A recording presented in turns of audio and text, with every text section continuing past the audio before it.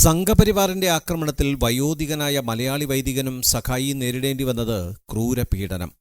ഒഡീഷയിലെ സംബൽപൂർ ചാർവാട്ടി ഹോസ്റ്റലിലാണ് അതിക്രമിച്ചു കടന്ന സംഘപരിവാർ അക്രമികൾ വൈദികരെ അതിക്രൂരമായ പീഡനത്തിന് വിധേയരാക്കിയത്.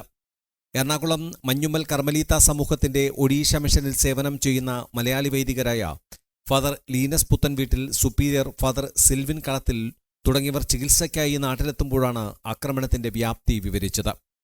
ഇരുമ്പ് കമ്പിയും മരക്കമ്പും ഉപയോഗിച്ച് ശരീരം മുഴുവനും അവർ മർദ്ദിച്ചെന്നും കൈചുരുട്ടി മുഖത്ത് പലവട്ടം ഇടിച്ചെന്നും വരാന്തയിലൂടെ വലിച്ചിഴച്ചെന്നും വേദന കൊണ്ട് നിലവിളിച്ചപ്പോൾ വായിൽ തുണി തിരികെ മർദ്ദിക്കുകയായിരുന്നുവെന്നും ഫാദർ ലീനസ് വെളിപ്പെടുത്തി.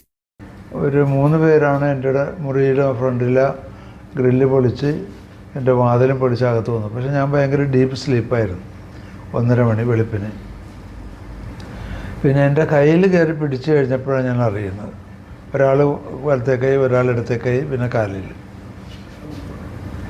കഴിഞ്ഞ 23-ന് പുലർച്ചെ 3-നുണ്ടായ ആക്രമണത്തിൽ 12 പേരടങ്ങുന്ന സംഘം കൊലവിളി നടത്തിയാണ് മടങ്ങിയത്. മിഷൻ പ്രവർത്തനമെന്ന് പറഞ്ഞ് ഈ നാട്ടിലിനി കാണരുതെന്നും സ്ഥലം വിട്ടേക്കണമെന്നും ഇല്ലെങ്കിൽ ഇനിയും വരുമെന്നും കൊന്നുകളയുമെന്നുമായിരുന്നു ഭീഷണി.